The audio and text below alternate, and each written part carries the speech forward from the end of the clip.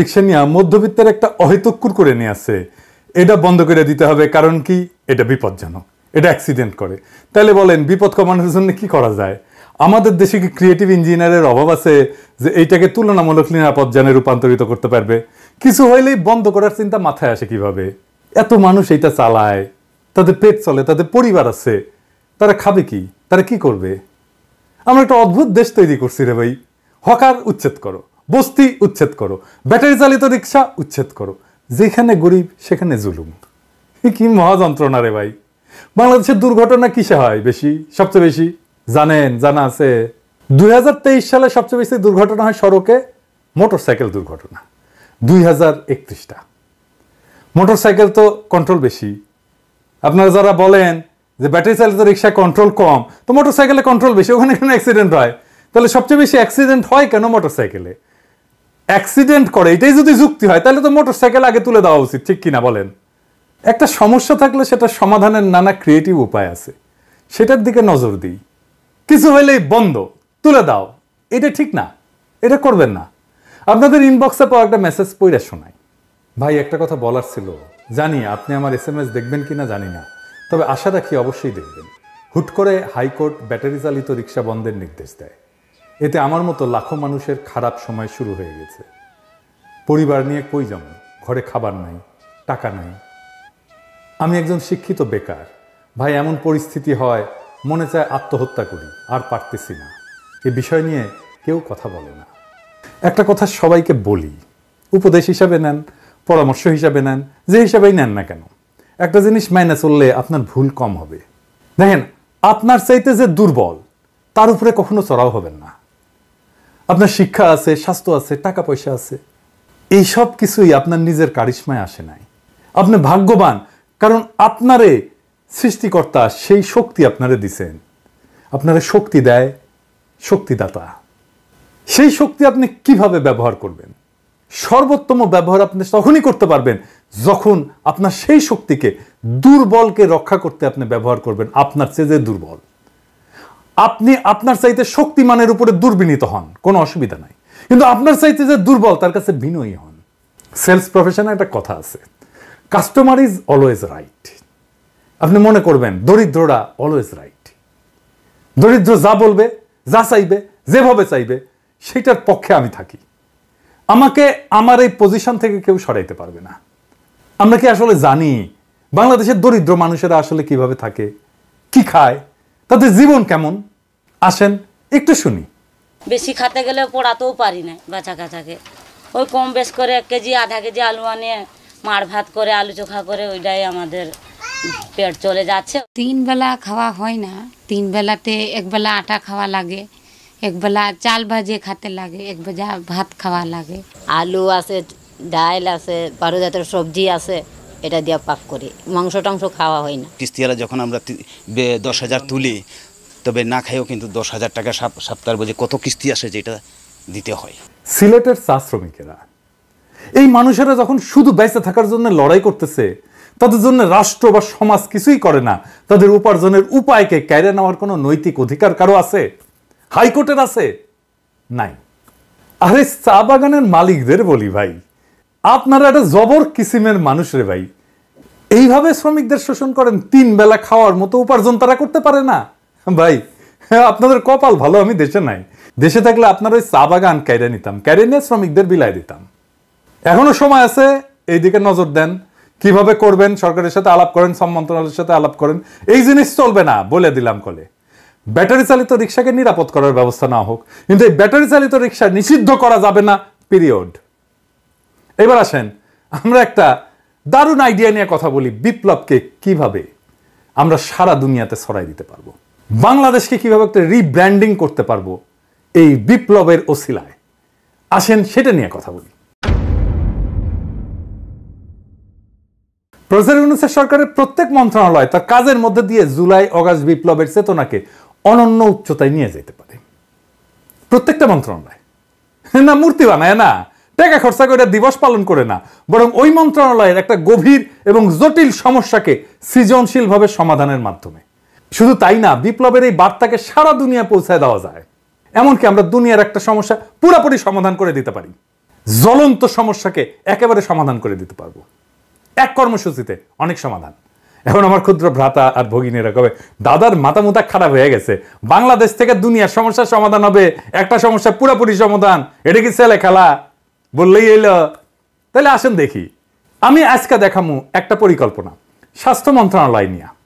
যথেষ্ট সময় আছে এই পরিকল্পনা বাস্তবায়ন করার জন্য, আমাদের টাকাও খরচা হবে না, বরং আমরা টাকা পাবো। শুধু টাকা পাওয়া না, আমরা সারা দুনিয়ায় একটা পজিটিভ ব্র্যান্ডিং করতে পারবো বাংলাদেশের এবং বিপ্লবের। কিভাবে আসেন সেটা দেখি। বিশ্ব স্বাস্থ্য সংস্থা বলে আমাদের সারা বছর 8 লক্ষ ইউনিট রক্তের দরকার হয়, এবং তারা বলে যে গুড প্র্যাকটিস হচ্ছে যে 70% রক্ত যেটা দরকার সেটা আত্মীয় স্বজনদের মধ্যে থেকে নেওয়াটা ভালো, এটা পরামর্শ দেয় বিশ্ব স্বাস্থ্য সংস্থাই। আর বাকিটা ভলান্টারি ব্লাড ডোনেশন থেকে সংগ্রহ করা হয় সারা দুনিয়াতেই। তার মানে 2.5 থেকে 3 লাখ ইউনিট ভলান্টারি ডোনেশন থেকে জোগাড় করতে হয় বাংলাদেশে। মেডিকেল ছাত্রদের সংগঠন আছে সন্ধানী, এই কাজটা করে। আবার বিশ্ব স্বাস্থ্য সংস্থায় বাংলাদেশ প্রসঙ্গে জানাচ্ছে যে একটা সুসংগঠিত রক্ত সঞ্চালন ব্যবস্থা বাংলাদেশে তৈরি হয় নাই। এটা আমার কথা না, বিশ্ব স্বাস্থ্য সংস্থার কথা। তাইলে আমরা একটা জাতীয় সমস্যার কথা জানলাম, এইটার সমাধান কিভাবে বিপ্লবের সাথে মিলায় আমরা করতে পারি। আমাদের কপাল ভালো, আমাদের রক্তের যা দরকার তা আমরা পাই, দেশের মধ্যে থেকেই পাই, আমাদের আমদানি টামদানি করতে হয় না। কিন্তু দুনিয়ার কি অবস্থা? সারা দুনিয়ায় রক্তের চাহিদা 30 কোটি ইউনিটের একটু বেশি, সাপ্লাই কত? 27 কোটি ইউনিট। এবং বলা হচ্ছে যে 195টা দেশের মধ্যে 119টা দেশে 61% দেশ তাদের পর্যাপ্ত রক্তের সাপ্লাই নাই। এই দেশগুলো কোনগুলো? এগুলো দরিদ্র দেশ। এবং এই রক্তের দরকার পড়ে কাদের? শিশুদের এবং মায়েদের, গর্ভবতী মায়েদের। তার মানে সারা দুনিয়ায় 3 কোটি ইউনিটের রক্তের চাহিদা আছে যা পূরণ হয় না। লাগে কাদের? আমরা দেখলাম যে এটা দারিদ্র পীড়িত শিশুদের, গর্ভবতী মায়েদের মারা যায় তারা ধুকে ধুকে রক্তের অভাবে। আমরা এই সমস্যার পুরো সমাধান করে দিতে পারবো। কিভাবে আসেন দেখি। আমরা আগামী 16 জুলাই বেলা 3টা, যেই মুহূর্তে আবু সাইদ শহীদ হয়েছিল সেই মুহূর্ত থেকে 5ই আগস্ট বেলা 11টা পর্যন্ত যখন হাসিনা পলাইলো সেই মুহূর্ত পর্যন্ত সারা দেশে রক্তদান কর্মসূচি চালাবো। নাম হবে বিপ্লবের রক্তরাঙা উপহার।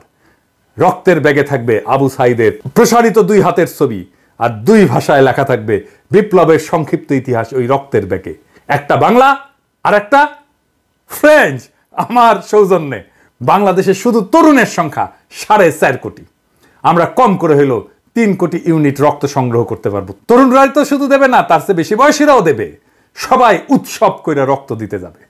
রক্ত দিয়ে সে নিজেকে কানেক্ট করবে 24-এর বীর যোদ্ধার শহীদদের সাথে। সে মনে করবে সে নিজেকে মহাজীবনের সাথে যুক্ত করছে।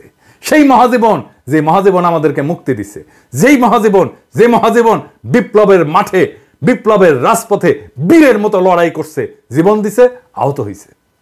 একটা জাতীয় পুনর্জাগরণ হবে প্রত্যেক বছরে ঠিক বিপ্লবের সময়গুলোতে। এমনিতেই নানা অনুষ্ঠান কর্মসূচি হবে এই সময়টা জুড়ে।